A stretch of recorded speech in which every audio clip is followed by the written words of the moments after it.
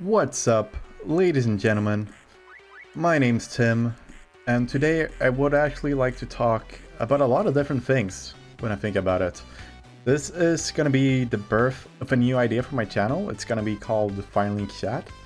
It's basically once a week me talking about my opinions of stuff in the gaming world.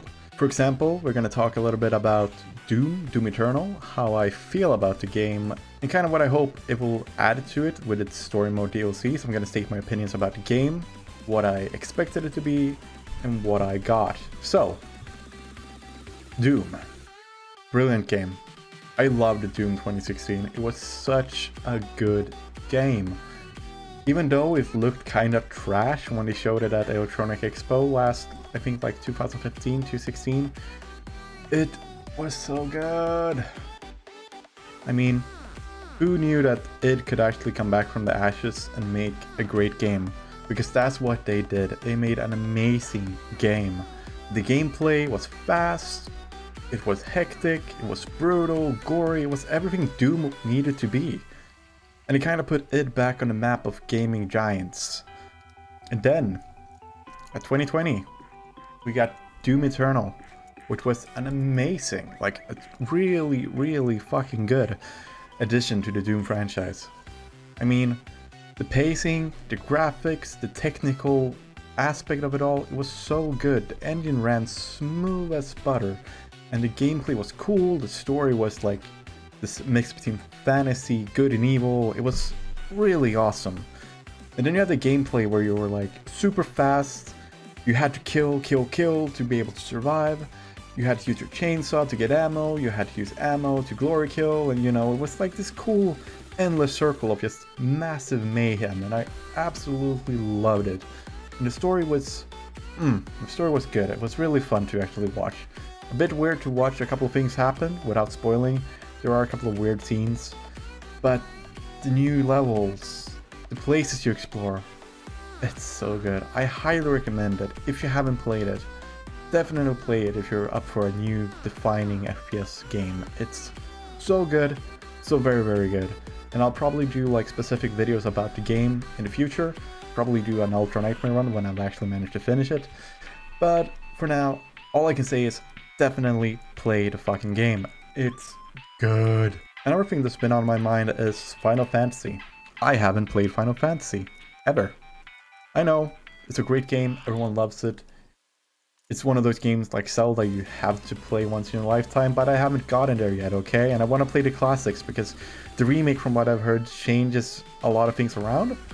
And it's more like alternate universe kind of thing where some things are changed, some people that shouldn't survive or live or whatever die, and some people that should die don't. It's kind of, they up the ante a little bit, which is weird. So I'll definitely play the classics once I get time to do so. However, as of now, not really on my radar. I'm not too keen on Final Fantasy to begin with. It's never been one of my games. I'm more of a Resident Evil guy, PlayStation 1. I played Resident Evil 3 when I was a kid. Speaking of which, I would like to talk a little bit about Resident Evil 3. I don't think it's possible to make a shorter game. I don't. It's really goddamn short. I finished at a 3-hour mark and I paid about $50 for it. Love the game. Love the visual quality of it. Love the story. I love Nemesis. He looked amazingly good in the game. Like, he looks menacing even with his like bent nose. I can't even name things on my face. He still looked really damn intimidating, right? But the game was so short. I mean, I'm gonna speedrun it. I love speedrunning. But for people who don't do it, people who just play casually for the fun of it, you're gonna end up disappointed. It's a really fucking short game. Although beautiful and although engaging, it's really short. Which sucks for most people. You play as Jill Valentine, one of the survivors from Resident Evil 1. She is very, stands up for herself, takes no shit.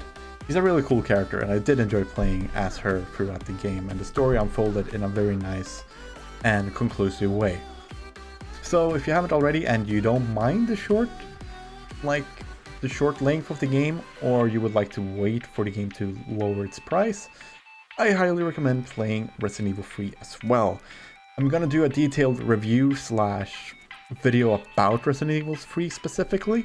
I did do a lot of recording for it. If you haven't seen my channel already, I do have like a full playthrough of it. I'm gonna make a review of it as well.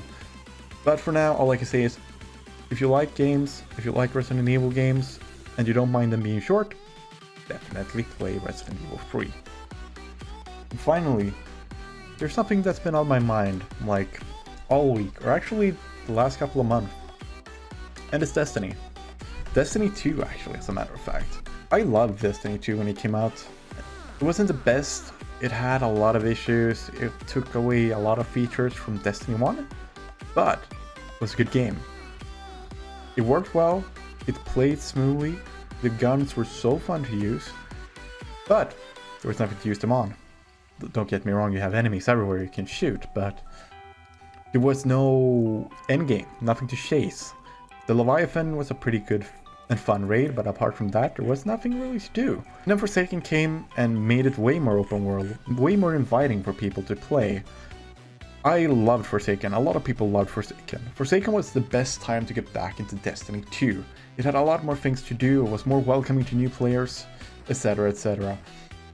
But then Season Passes started, and you could notice that Bungie struggled to keep the first season annual pass, as they called it, afloat. There was too much to do, they got stressed out, burned out, so they kind of reduced the scope, created the first season pass, which we got, and that's where it kind of went downhill after Forsaken. Because then Shadowkeep launched. Shadowkeep presented a new story, which, by the way, never got resolved. Then they started with season passes that were pretty damn short and pretty disappointing, one after one. Most of the things that were actually worthwhile to get, you would get through the season pass. But this season pass is different from all other season passes, mind you, because you can't earn money to buy the next season pass in the game. I mean, what the fuck? The whole idea with battle passes was that you would reward players who came back to the game over and over and over again by giving them the next season pass and keeping them engaged into your game. But Bungie are like, nah, screw that. You gotta buy the next one. Even if you're playing a lot and you're a like valued customer, you gotta pay for the next fucking season pass, right? And what do you get? Well, the actual game, you don't really get a lot. You get like a new open world experience and bounties. Oh yeah, you get a lot of bounties. You get to do the same thing you've done months on end, only with a new shiny profile picture on the actual bounty and a new vendor that gives you new weapons that are pretty useless because Bungie is too scared to make OP weapons or fun to use weapons nowadays. And I might sound a little salty, and that's because I'm really fucking disappointed in Bungie. Because they have such a good IP on their hands, and they just don't know what to do with it. They did make Trials. Great. Very good. Well done, Bungie. Like, we wanted Trials. You made it good, and you brought it back. And you brought it back pretty nicely. Still a lot of hackers, a lot less though because of the Steam network protection they're using now. However, why do I play Trials? Is what people are asking themselves now. What's the point? What do I get from playing Trials? And the answer is absolutely nothing. There's no incentive to play Trials outside of liking PvP now, because the things you get from the chest, you would get anyways from just playing the game, from playing Trials without actually having to reach the lighthouse. Back in D1 you would get adept weapons, which was the same weapons but with an added perk that would make them more sought after. That got removed for some reason, I don't know why. And armors are not ornaments, meaning that people don't want to swap out their armors for something that has bad rolls or will be replaced in the next season. I mean, why? Why are the ornaments you're selling only available for Eververse? Why are the things that your talented designers put hours on end to make gets thrown out the window? Why do you throw it away? Why can't we get them as ornaments, just as all the things that we had to pay for? Is it because they're free? Is it because we're not paying for them that we can't get them as ornaments? Or is it because something else, like your structure can handle players having an infinite amount of ornaments? I think there's something there in between that is both a technical limitation, but I also think like, you know what you're doing, Bungie.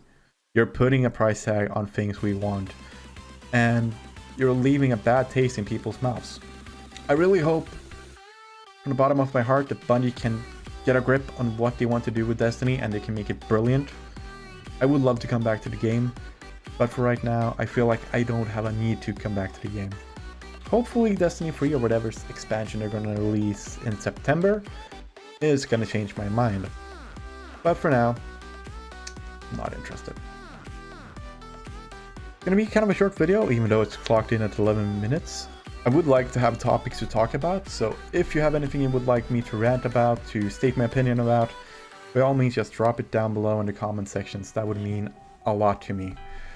Also, hitting that subscribe button, I can't tell you how much it helps me and helps my channel grow. Hopefully, one day, in the far, far future, I'll reach 1K subscribers and I can actually start doing this as a part-time thing.